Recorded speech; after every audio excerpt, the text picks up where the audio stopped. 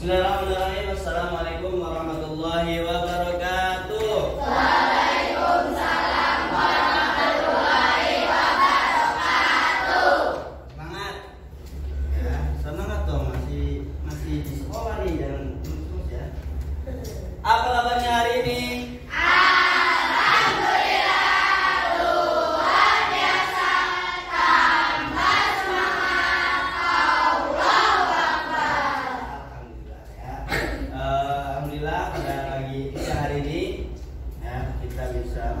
Pembelajaran di modul 2 atau di pertemuan sesi 2 tentang berpikir komputasional.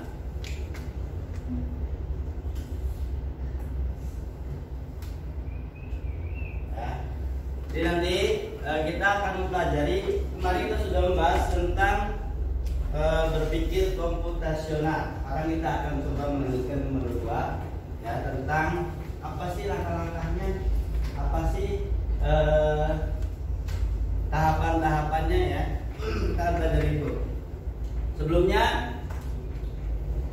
setelah kemarin mempelajari tentang berpikir komputasional ya, intinya adalah berpikir komputasional adalah berpikir seperti komputer. Gimana maksudnya? Maksudnya adalah dalam setiap menyelesaikan sesuatu atau kegiatan itu berpikir dengan logika komputer. Komputer itu logikanya seperti apa? Belajar, mengolah, dan menentukan. Ya, dari belajar semakin banyak data yang masuk, semakin pintar kita. Tuh, AI pun sama, atau kecerdasan artificial itu sama. Semakin banyaknya data yang didapatkan, semakin baik kualitasnya. Ya. Selanjutnya, perhatikan di depan. Di sini ada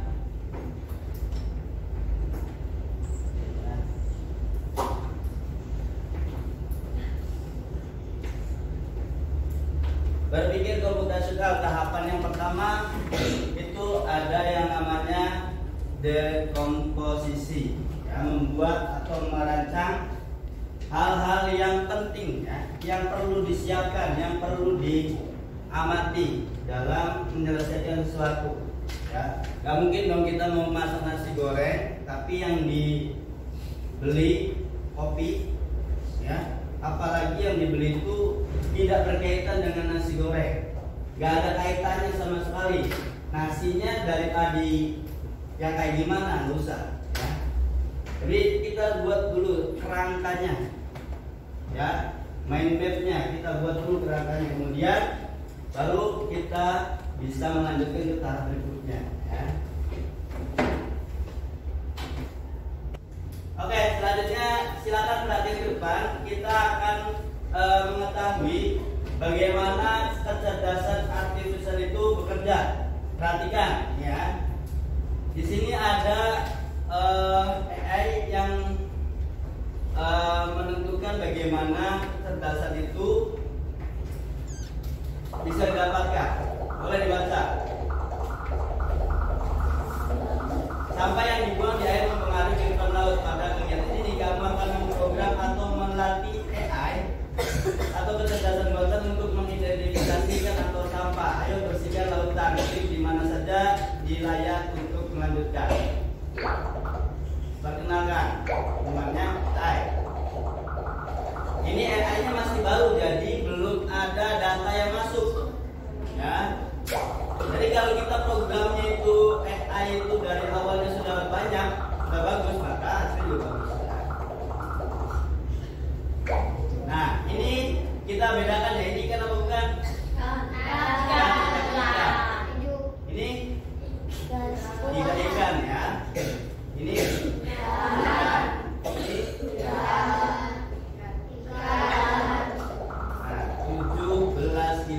plastik memasuki laut setiap tahun.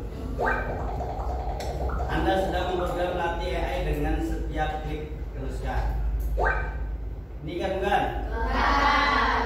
Ini? Bukan. Ini? Bukan. Ini? Bukan. Bukan. Bukan. Bukan. Salah. Salah. Ada yang salah.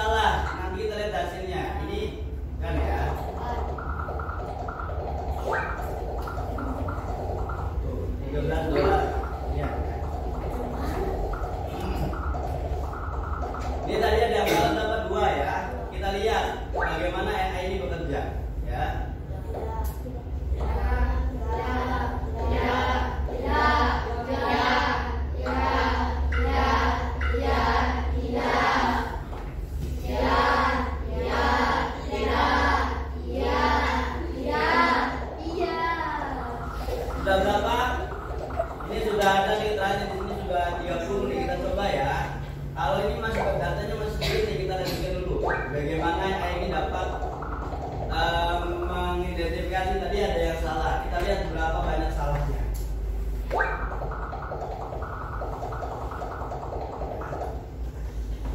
Kita lihat, jalankan. Tuh, ikan-ikannya masih banyak yang salah. Kita lihat ya. Mendeteksi ikan atau bukan dari sini.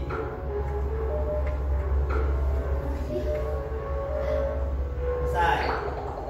Berapa sampah yang masuk? Hitung. Ada 3, 4. Ada 4 kali 2 dan botol. Ya, jadi AI ini kalau datanya sedikit dia masih ada salahnya. Ya. Jadi kita coba lagi nih, kita coba lagi. Kalau objek itu lanjutkan ya. Sekarang kita lanjutkan.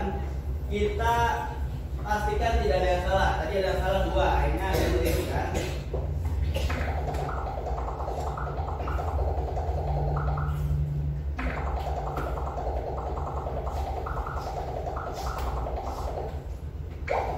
Ayo kita lanjutkan. Nih.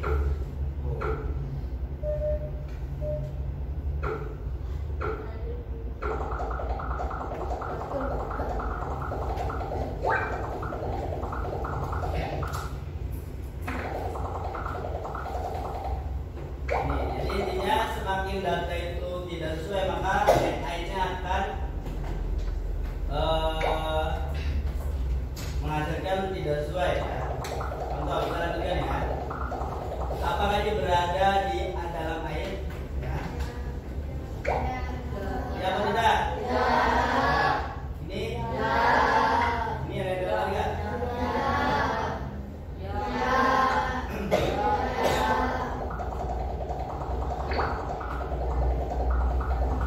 Bisa baca enggak?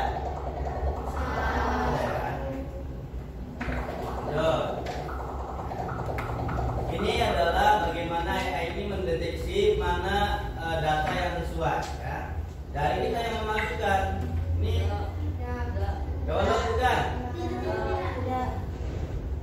Ini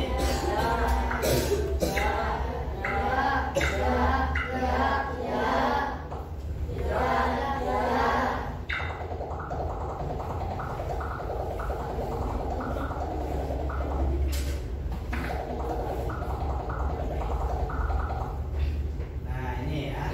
Ini lanjut.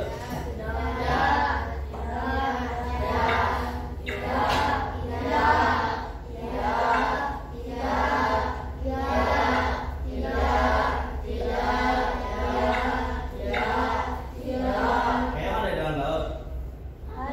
Ikut? Ya, ya. Kita lihat nanti kalau masih ada keliru berarti ada yang salah. Ya.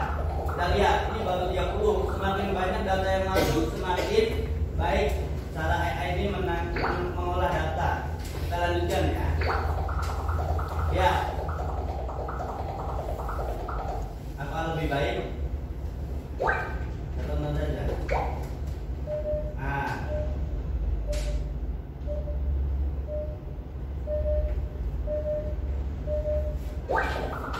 Ada berapa sampahnya? Ada 2, berkurang kan? Semakin banyak data yang masuk, AI itu semakin mengolah data. Jadi memberikan hasil yang lebih akurat. Ya.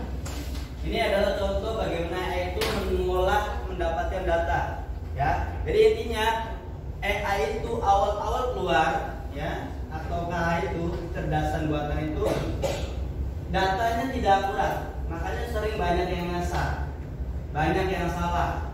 Translate itu Google Translate bagusnya bagus sekarang. Kenapa? Karena semakin banyak dipakai.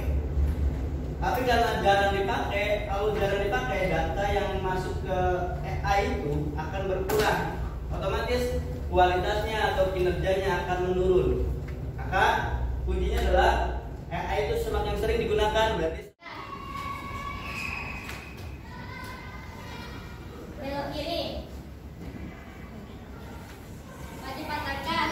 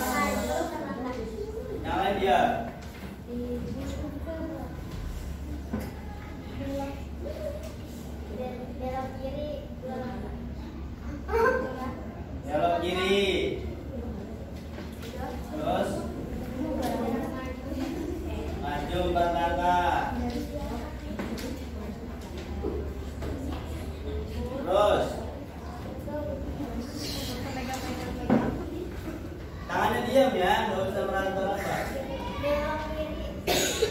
Belok kiri.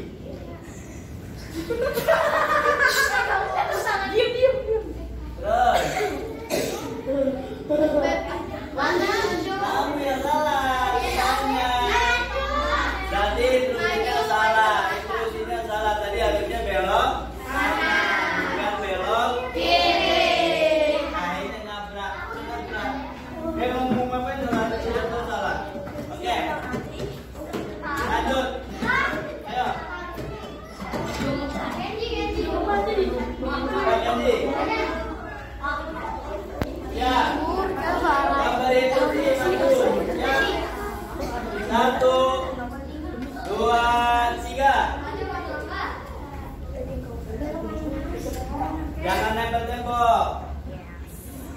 Belok kiri.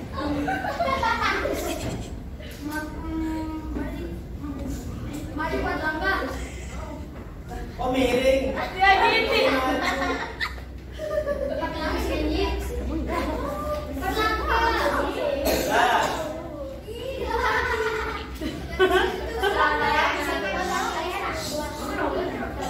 Nah ya. Lanjut. Belok kanan. Maju 3 langkah.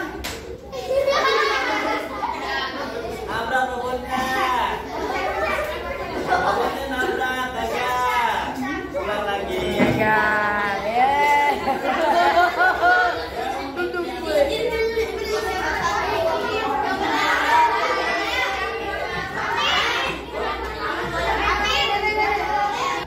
Maju 5 langkah.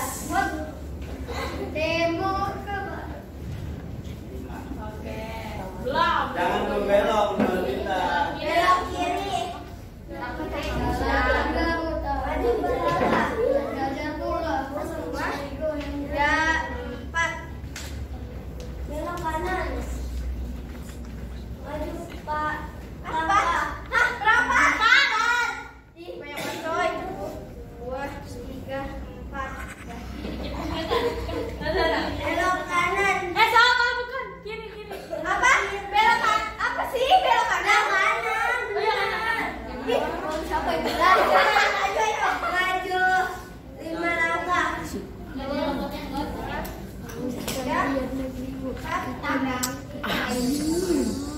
Kanan kiri.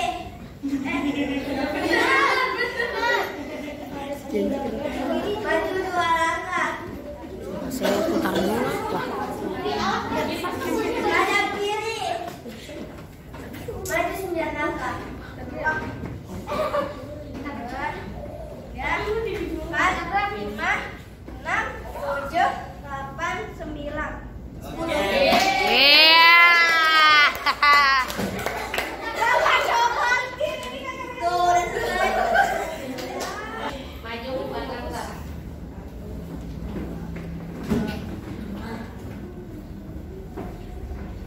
Belok kiri. Maju 4 langkah.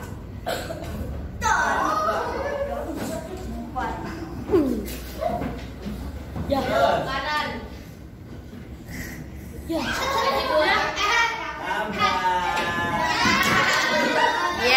gagal lagi. Nah tadi itu kita sudah mencoba dari plug ataupun online dengan cara memerintah robot dan juga unplug. Unplug itu nggak pakai alat ya, berarti kita yang menjadi penggeraknya. Tadi sudah menyaksikan ada instruksi yang salah, ada instruksi yang sesuai. Kalau instruksinya sesuai tidak nabrak, atau robotnya langkahnya tepat, 1 langkah. Tuh, ada yang robot langkahnya, gitu kan? Ya, itu berarti robotnya yang salah memahami langkah. Ya, ada yang belok kiri. Ada yang belok kanan, beloknya kiri. Tulisannya benar belok kanan, tapi dia robotnya nyuruhnya belok kiri. Ya, akhirnya salah instruksi, akhirnya nabrak. Nah, jadi akhirnya ya intinya dari pembelajaran ini adalah berpikir komputasional adalah menyelesaikan problem ya seperti tadi kalian menyelesaikan rute dengan cara membuat pola. Berapa langkah dulu, belok kanan kapan, belok kiri kapan. Ya, itu namanya berpikir komputasional berurutan. Ya, dari mulai membuat rancangan, membuat rangka. Ya, kemudian terakhir nanti kita akan refleksi hasil pemahaman. Ya, apa sih pengertian dari berpikir komputasional? Ya, terus pendapat kalian tuh gimana? Berpikir komputasional itu seperti apa? Ya, nanti kalian buat refleksinya, ya, sebagai kegiatan penutup. Dan nanti akan dibagikan masing-masing dan dikerjakan masing-masing, dikumpulkan. Ya, ini adalah PPT nanti setelah ini diselesaikan, ya, dijawab. Apa sih arti dekomposisi? Apa sih arti dari pengenalan pola, abstraksi, berpikir algoritmik, ya? Pemecahkan masalah gimana cara buat jus jeruk, ya? Langkah-langkahnya kalian buat nanti, ya. Untuk pembelajaran kali ini kita cukupkan, ya. Bagaimana rasanya? Seru. Tepuk tangan buat kita semua. Jadi untuk kegiatan hari ini kita cukupkan. Kita akhiri dengan doa kafaratul majlis.